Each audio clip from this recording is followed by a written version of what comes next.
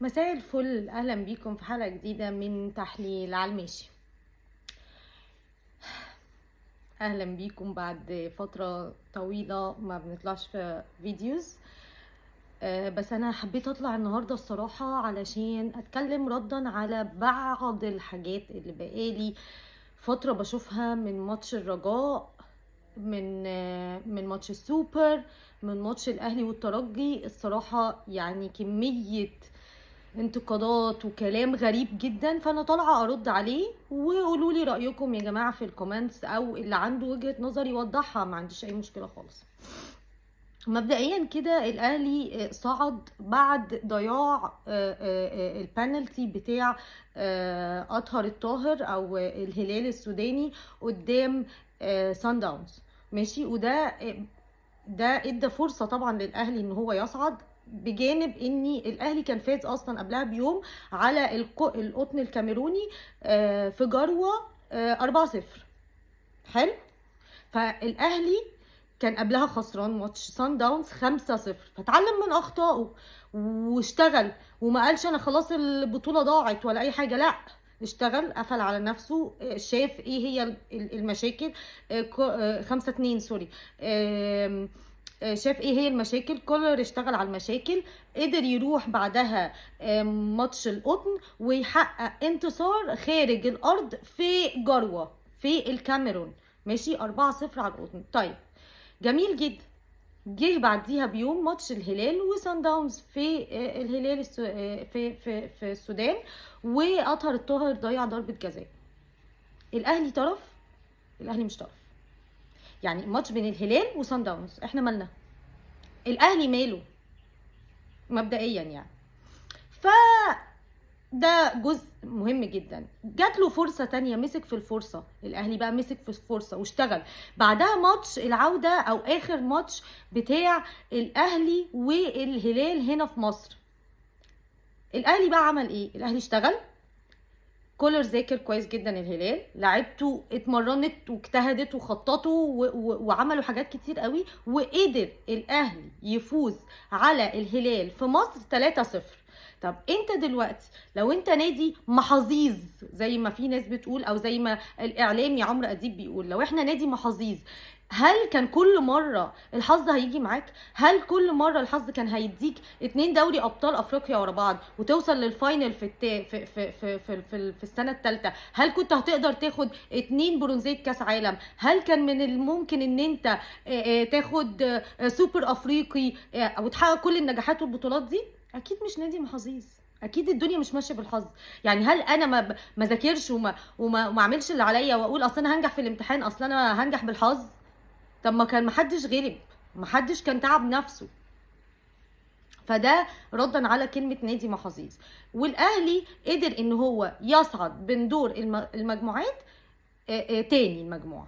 طيب، قابل مين بقى؟ قابل في نصف النهائي، القرعة وقعته في ربع النهائي مع الرجاء المغربي.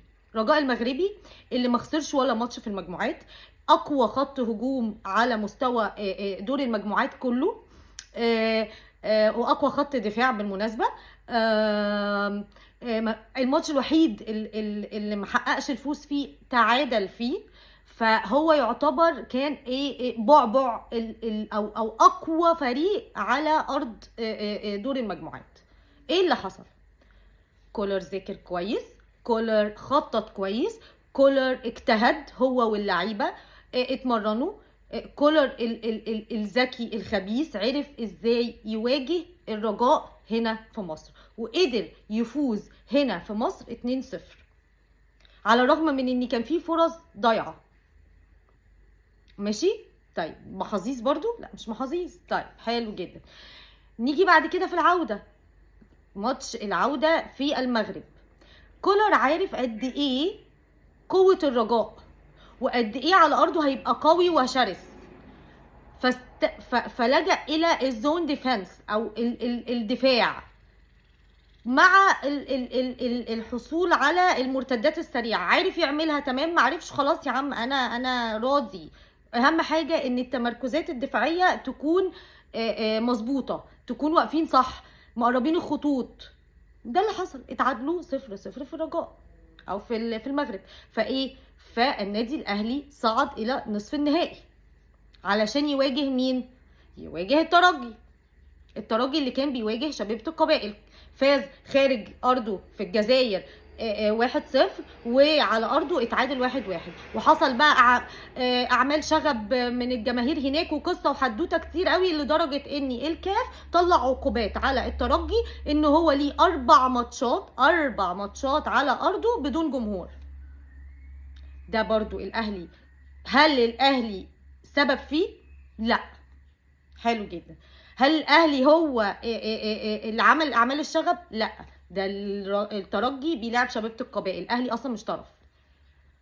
طيب فيجي الاهلي يواجه الترجي، يقول لك طبعا ما هو من غير جمهور، ما هو الترجي من غير جمهور لا ده ضعيف، عنده اصابات.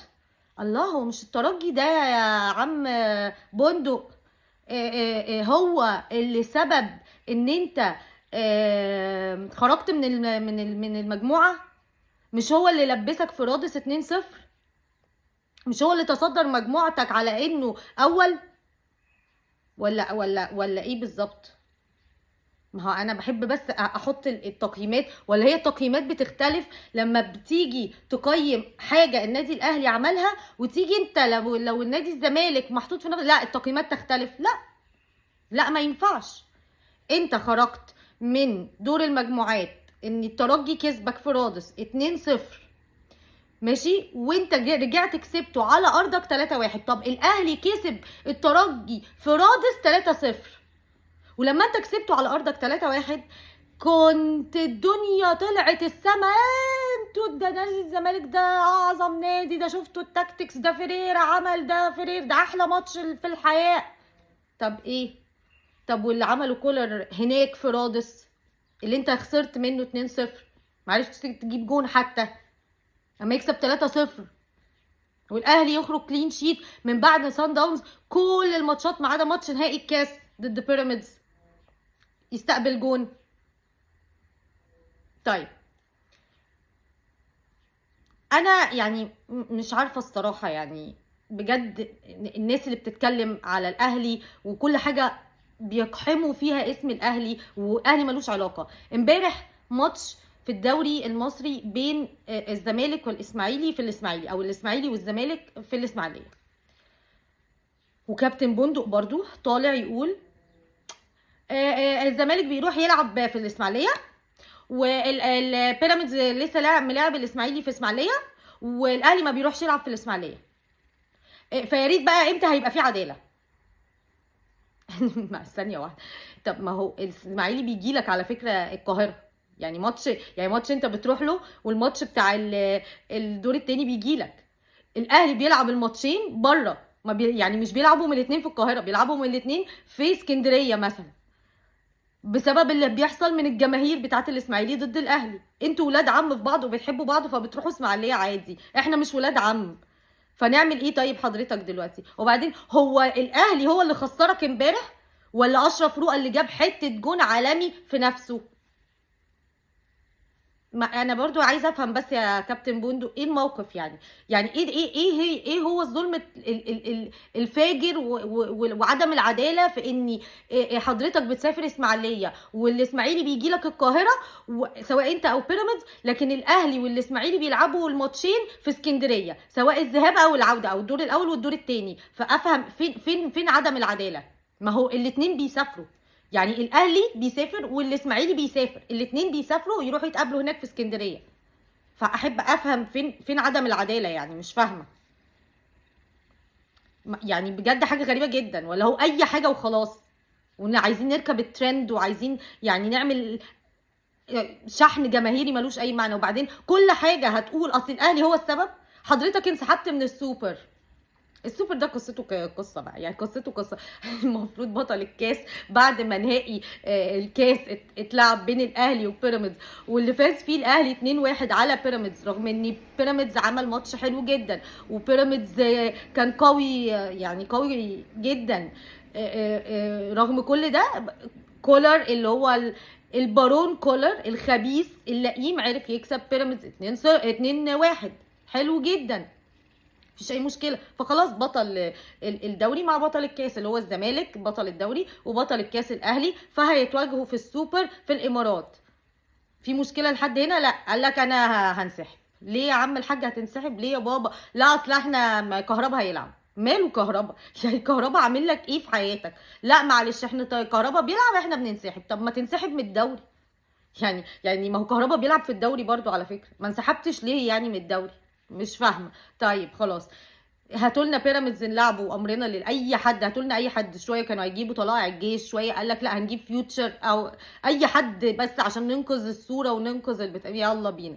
جه بيراميدز اللي كان بيلعب قبلها، كان خارج من ربع نهائي كونفدراليه، وخرج من جنوب افريقيا من مارومو جالانتس ده بكارثه اصلا مش فاهمه فيه ايه من ساعه ما اصابه عبد الله السعيد وهو واقع. وكان لسه راجع، وبعدها سافر على الامارات. الناس يشكروا وعملوا اللي عليهم وكل حاجه. طيب حلو جدا. راح اللي اسمه ايه ده، راح يلاعب بيراميدز. الاهلي كسب بضربه جزاء، وبيراميدز كان عامل ماتش قوي جدا في السوبر ولعبوا اكسترا تايم وكل حاجه. وبصراحه كان بيراميدز عامل بجد ماتش حلو، رغم اني الناس طلعوا لا لا لا ده بالتحكيم. طب تحكيم ايه يا عم الحاج؟ ده في ضربه جزاء لحسين الشحات ما اتحسبتش، ده في طرد لاحمد سامي ما اتحسبش. بتتكلم في ايه؟ ولا لعلي جبر؟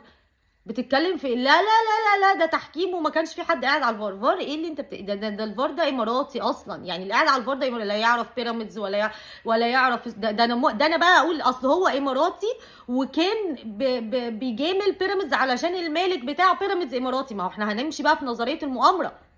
ايه يا جماعه ده؟ ايه ده بجد؟ وبعدين المفروض ان كان الاهلي والزمالك هيلعبوا يوم الجمعه ماتش السوبر، وكان بيراميدز هيلعب يوم الجمعه ماتش الاسماعيلي في الدوري. قال لك لا الزمالك انسحب، فاحنا ايه اجل. طب ما نخلي الزمالك يلاعب الاسماعيلي مكان اسمه ايه ده، بدل ما كان لعبه امبارح. لا لا لا لا لا معلش، اصل الزمالك بيحضر ماشي عشان ماتش الكاس الدور ال 32. اقسم بالله العظيم انا ما يعني انا كل الناس تقريبا اللي شافت قرعه كاس مصر او اللي هي قريتها ما حدش كان يعرف النادي ده اصلا ان هو موجود في مصر. اسم النادي ده اول مره تسمع اسم النادي ده. تسمع بقى عن منتخب السويس، وتسمع عن مش عارفه ايه، وتسمع عن مصريه للاتصالات ومش عارفه وبني عبيد كل ده بنسمع عنه. لكن اول مره كنا نسمع عن نادي اسمه بروكسي. طيب الزمالك هيلاعب بروكسي يا جماعه في الدور ال 32. كميه احراج، انت لعبتك واقعه. كميه بروكسي ده يعني نادي بجد شابوه ونرفع لهم القبعه، وبجد يعني كملوا في الشغل اللي انتوا عاملينه، لاني نادي مجتهد جدا. نادي عمل ماتش بجد، لعيبه عملت ماتش هايل في دوري الدرجه الثانيه، وعملوا ماتش قدام الزمالك احرج الزمالك والله العظيم. واتسطرت ان هي 3-2 مع الاحتواء ووليد عبد الرازق ومش عارفه ايه واللي حصل وضربه الجزاء اللي ما اتحسبتش ايه ده؟ في ايه؟ يعني في ايه بجد؟ والمهم يعني ان الزمالك الحمد لله صعد من دور ال 32، ويا عيني بروكسي ودع البطوله وقضت اماله واحلامه على اي حاجه، طبعا بسبب الاحتواء، بسبب ان احنا عايزين يعني سياده نجيب الحكم اللي بيحب نجيب بطوله بقى، نجيب بطوله للنادي. ما ينفعش كده. بالظبط كده هو ده اللي بيحصل دلوقتي. فيجي بقى امبارح اخطاء اخطاء اخطاء لدرجه ان محمد صبحي بيضرب الولد مش عارفه المدافع بتاع الاسماعيلي من ظهره في رجليه كده، بيشوطه من غير كوره وما بيطردش، مع ان محمد الشناوي وعاتبناه وقلنا انه ما يصحش وان ده مش تصرفات لعيبه في الفرق الكبيره، وانتقدناه. كل الناس انتقدته، حتى وقعوا يعني كابتن سيد عبد الحفيظ وقع عليه غرامه واعلنوا عنها وكل الحاجات دي، علشان برضو ضرب اسمه ايه ده، ضرب واتطرد في ماتش من الماتشات بتاعه الدوري. ضرب واحد بضرب بدون كوره. طب محمد صبحي ما اتطردش ليه؟ ما كده، ما احنا بنحب نحتوي يا جماعه يعني ينفع نسيب الزمالك كده لا يلعب لا كونفدراليه ولا دوري ابطال؟ ده مش عارف يلعب دوري ابطال، هنعمل ايه؟ طب ما نوقعه كمان ما يلعبش كونفدراليه؟ ما يصحش يعني، ما يصحش. فانا بس يعني بقول بس للناس بلاش تقللوا من النادي الاهلي، بلاش تقللوا من انجازات النادي الاهلي، لان النادي الاهلي هو اللي مشرف مصر دلوقتي، معلش يعني. بيروح اي حته، بيعرف اولا حتى لو ما كسبش، يعني سيبك من المكسب، بيشرف الحضور من غير قله ادب، برئيسه المحترم، بالعلاقات الطيبه مع كل انديه افريقيا وبره افريقيا، سواء كان ريال مدريد في كاس العالم او فلامينجو او اي حاجه، او سياتل او وات ايفر. فاحب اقول بس ايه، لازم لما نلاقي حد ناجح نسبورت نجاحه ده، مش نهدمه. وبعدين يعني اسوريو اللي الناس بتتكلم عليه امبارح، ميدو طالع ساعه ماتش سيراميكا لما فاز على سيراميكا 1-0 بالعافيه، قال لك ده انا اللي جايب اسوريو ده مش عارفه ايه، وطلع مرتضى منصور قال لك لا، ده امير اللي جايبه، ده امير، ده احسن مدرب في العالم، انتوا هتشوفوا وبتاع. امبارح بعد ما خسر من الاسماعيلي الناس كلها ابتدت تهاجمه، وميدو طلع يهاجمه لا وبتاع وهيمشي ومش ايه. يا ميدو مش ده اللي انت جبته يا ميدو؟ يعني مش انت اللي جبته؟ مش اللجنة الفنية اللي بتتضمنك انت وميرو وبندق مش هو ده اللي انتوا جبتوه؟ يا جماعة ارحمونا بقى، ارحمونا بقى، وكفاية طبطبة وقرف بقى، وخلوا فيه عدالة ونظافة. جاتكوا القرف، قرفتونا والله العظيم، قرفتونا.